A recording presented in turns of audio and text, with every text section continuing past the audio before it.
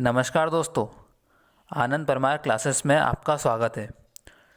तो जैसा कि आप जानते हैं कि हम करंट अफेयर डिस्कस करते हैं, डेली करते हैं, लेकिन पिछले 2-3 दिनों से क्लास कुछ डिस्टर्ब चल रही थी।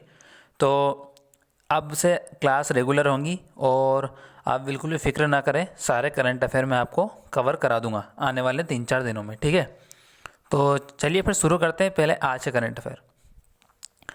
पहला क्वेश्चन है, विश्व की पहली वैज्ञानिक बुक बाय बाय कोरोना का विमोचन किसके द्वारा किया गया।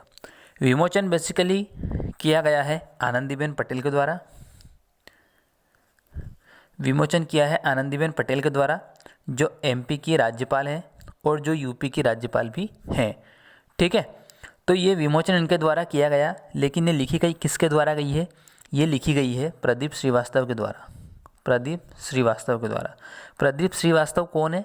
प्रदीप श्रीवास्तव पूर्व CSIR के वैज्ञानिक रह चुके हैं। CSIR क्या होता है? Council of scientific industry research. Council of scientific industrial research, इसमें पूर्व वैज्ञानिक रह चुके थे प्रदीप श्रीवास्तव। इनकी ये बुक है, ठीक है, बाय बाय कोरोना। इसका प्रकाशन किसके द्वारा हुआ? इसका प्रकाशन हुआ विज्ञान प्रसार द्वारा, ठीक है। तो बाय बाय कोरोना, इसमें बेसिकली इस बुक में कोरोना का संपूर्ण विश्लेषण है, कैसे इसकी रोक कर सकते हैं हम, कैसे इसके लक्षण होते हैं, और art of living with corona करके एक बहुत ही अच्छा चैप्टर है इसमें, कि आपको अगर कोरोना है तो आप कोरोना के साथ कैसे अपनी लाइफ को जी सकते हैं, ठीक है। तो ये बेसिकली बुक है। अब न्यूज़ में कई सारे लेटेस्ट बुक चल रही हैं पिछले कुछ दिनों से, तो आपको वो भी पता होना चाहिए। वैसे मैं हर बार डिटेल में कवर कर देता हूँ, जैसे कि the very extremely most naughty Asura एक बुक आई थी। The extremely most naughty Asura, ये उन्हीं की बुक थी जिन्होंने बाहुबली भी लिखी थी, ठीक है, आनंद नीलकंठन की। एक मनीष सिसोदिया की आई थी। मनीष सिसोदिया आप जानते हैं, दिल्ली के शिक्षा मंत्री मनीष सिसोदिया, जिन्होंने दिल्ली के सरकारी स्कूल को कहाँ से कहाँ ला के रख दिया है, ठीक है। बहुत अच्छी कंडीशन है आज दिल्ली के स्कूल की। तो इन्होंने एक बुक का विमोचन किया गया था, बापू द अनफॉरगेटेबल। महात्मा गांधी की 2 अक्टूबर जब जयंती थी उस दिन, बापू द अनफॉरगेटेबल, ठीक है। और एक बुक आई थी किचन ग्रेटिट्यूड। ये भारत के सबसे मशहूर शेफ़ विकास खन्ना, इनके द्वारा लिखी गई थी, ठीक है। एक आई थी वॉइस ऑफ डिसेंट करके, वॉइस ऑफ डिसेंट मशहूर लेखिका रोमिला थापर की, वॉइस ऑफ डिसेंट। एक आई थी आज़ादी फ्रीडम अरुंधति रॉय की, जो बुकर प्राइज़ विनर है, ठीक है। और एक लेटेस्ट ड्रीम आई थी पोप फ्रांसिस की लेटेस्ट ड्रीम। और एक और याद रख लीजिएगा, ए प्रॉमिस लैंड आई थी ओबामा की। अभी अभी राष्ट्रपति के चुनाव भी चल रहे हैं अमेरिका में, तो ओबामा पूर्व राष्ट्रपति थे, इनकी बुक है ये ए प्रॉमिस लैंड, ठीक है। डोनाल्ड ट्रंप जो रिपब्लिकन पार्टी के हैं और जो बाइडन है डेमोक्रेटिक पार्टी के हैं, ठीक है। तो इनमें चुनाव चल रहा है अभी, ठीक है। तो ये याद रखिएगा आप, ये कई सारी बुक बता दी है मैंने आपको, ठीक है। तो आप नोट्स भी बना सकते हैं और एक एक करके इनको लिख भी सकते हैं, ठीक है। और वापस सुनना चाहते हैं तो थोड़ा सा पीछे जाके वापस से सुन सकते हैं। वर्ल्ड सोराइसिस डे 2020 कब मनाया गया? सोराइसिस डे, पहले तो ये जो सोराइसिस है इसको इंग्लिश में कैसे लिखा जाता है? इसको इंग्लिश में लिखा जाता है सोराइसिस, ठीक है। ये P साइलेंट रहता है इसमें, ठीक है, SORIASIS, ठीक है, सोराइसिस P साइलेंट रहता है इसको। तो ये 29 अक्टूबर को हमने मनाया, 29 अक्टूबर को सोराइसिस डे। सोराइसिस डे क्या होता है? सोराइसिस डे एक स्किन डिजीज़ होती है जिसमें आपके स्किन सेल जो 10 गुना एनर्जेटिक हो जाते हैं और एक लाल रंग की चेहरे पर परत बन जाती है, जैसा कि आप फोटो में देख सकते हैं। मैं ये फ़ोटो लगाना नहीं चाहता था क्योंकि देखने में काफ़ी हॉरिबल है ये, लेकिन इससे एक आप आइडिया हो जाएगा ये सोराइसिस बीमारी इस तरह की होती है, सोराइसिस, ठीक है। इस बार इसकी थीम क्या थी सोराइसिस डे की? इसकी थीम थी इन्फॉर्म्ड, ठीक है, इन्फॉर्म्ड। और इसी के साथ 29 अक्टूबर को हमने एक और दिवस मनाया, एक और दिवस मनाते हैं, वर्ल्ड इंटरनेट डे, वो भी 29 अक्टूबर को मनाते हैं, ठीक है। तो याद रखिएगा सोराइसिस डे और वर्ल्ड इंटरनेट डे एक ही तारीख को है, 29 अक्टूबर को, और सोराइसिस डे की थीम है इन्फॉर्म्ड, ठीक है। कमेंट में आप इसका आंसर दे सकते हैं कि नेशनल यूनिटी। खैर चलो अब आगे क्वेश्चन पूछता हूँ मैं, अब क्या आंसर देंगे आप। अगला क्वेश्चन है, केशुभाई पटेल का निधन हो गया।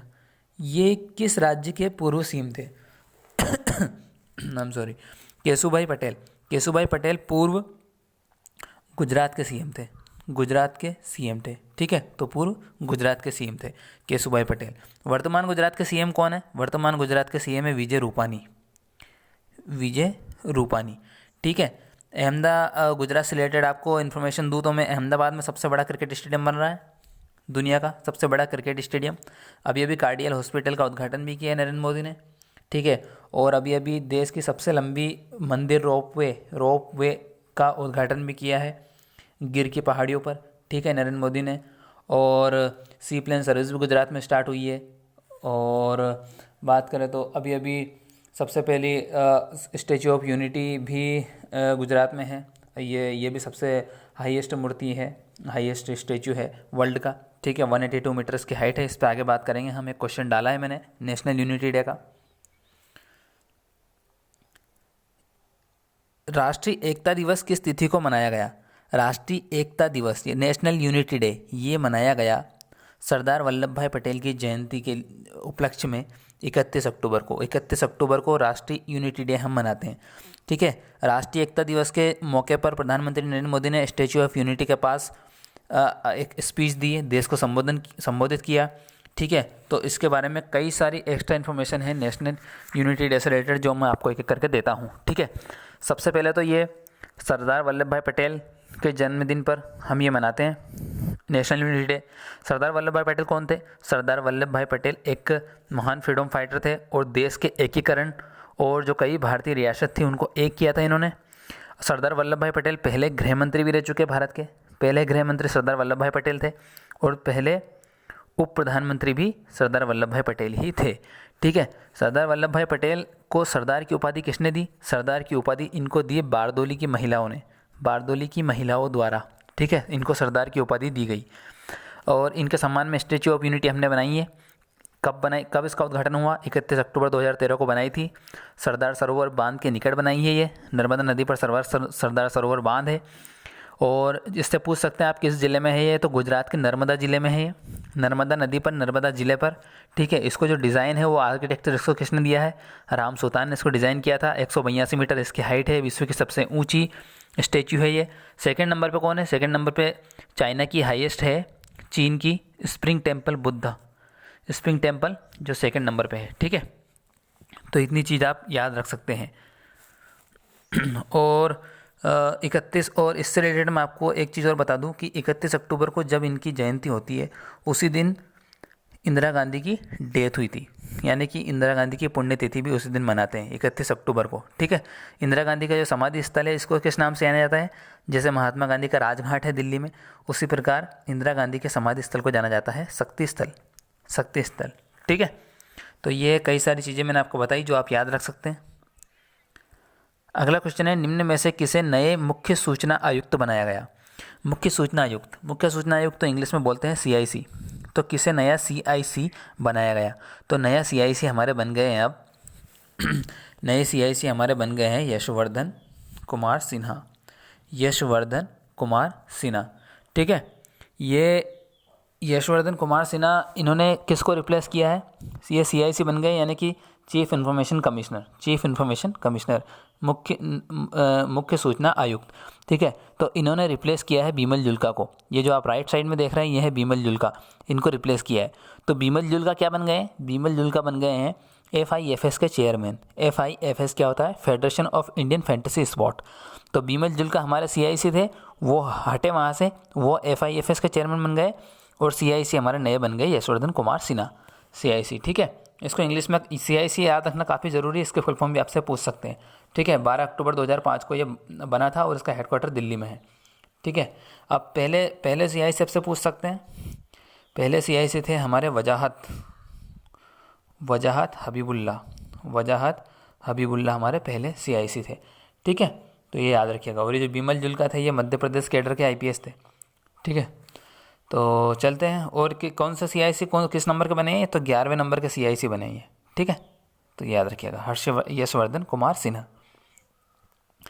अब क्रिकेट से बात कर लेते हैं। तो अभी वेस्ट इंडीज़ के खिलाड़ी काफ़ी ट्रेंडिंग में चल रहे हैं। जैसे कि T20 क्रिकेट में 1000 छक्के लगाने वाले दुनिया के पहले खिलाड़ी कौन बन गए? तो ये बन गया आप जो फोटो में देख रहे हैं। इनको कोई नहीं जानता, सब जानते हैं, क्रिस गेल हैं ये, ठीक है, वेस्ट इंडीज़ के खिलाड़ी हैं। और अभी अभी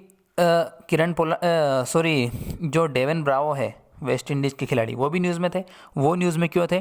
क्योंकि उन्होंने T20 में 500 विकेट लेने वाले पहले गेंदबाज बन गए हैं। तो 1000 छक्के लगाए क्रिस गेल ने और 500 T20 विकेट सबसे पहले लिए हैं डेवन ब्रावो ने। एक खिलाड़ी और न्यूज़ में है, मार्नो सैमुअल्स। अभी कल की न्यूज़ है ये, मार्नो सैमुअल्स जिन्होंने संन्यास ले लिया है, वो भी वेस्ट इंडीज़ के महान खिलाड़ी थे, ठीक है। तो क्रिकेट के बारे में इतना ही। और ये IPL में पंजाब टीम की तरफ से खेलते हैं, जो भी फ़िलहाल बाहर हो चुकी है, ठीक है। अगला क्वेश्चन आई एम सॉरी, मैंने अगला क्वेश्चन लिया नहीं है, लेकिन मैं उस क्वेश्चन को लेना भूल गया। तो ठीक है, तो ये जो खिलाड़ी हैं जानते हैं आप, ये सेन वाटसन। इन्होंने अभी ऑस्ट्रेलिया क्रिकेट से संन्यास ले लिया है, ठीक है। सेन वाटसन महान खिलाड़ी थे, चेन्नई सुपर किंग की तरफ से खेलते थे IPL में भी, और मतलब कई रिकॉर्ड है इनके नाम। ये बॉलर भी थे और बैट्समैन भी थे, बहुत मशहूर ऑलराउंडर है ऑस्ट्रेलिया के खिलाड़ी, ठीक है। तो इन्होंने अभी वनडे क्रिकेट से, सॉरी, ये पहले संन्यास ले चुके थे सारे क्रिकेट फॉर्मेट से, केवल ये अभी लीग खेल रहे थे। कंट्रीज़ की जो लीग होती है, जैसे CPL होती है और पाकिस्तानी लीग होती है और IPL होता है, ऐसे कई सारी लीग होती है। अब तो श्रीलंका में भी लीग स्टार्ट हो गई है, ठीक है। तो इस तरह की लीग्स खेलते थे, अब इनसे भी इनने संन्यास ले लिया है, यानी कि पूर्णतः क्रिकेट को बाय बाय कर दिया है इन्होंने, ठीक है। तो ठीक है, ये था आज की वीडियो। नेक्स्ट वीडियो में लाऊंगा और अब क्वेश्चन की संख्या काफ़ी बढ़ाऊंगा, क्योंकि हम थोड़े से 2-3 दिन पीछे चल रहे हैं करंट अफेयर के मामले में। तो लेकिन आई एम श्योर कि सारे करंट अफेयर मैं आपको कवर कराऊंगा, ठीक है। तो इस बात से निश्चिंत रहिएगा आप कि कोई करंट अफेयर छूट जाएगा तो क्या होगा, ठीक है। तो ठीक है फिर।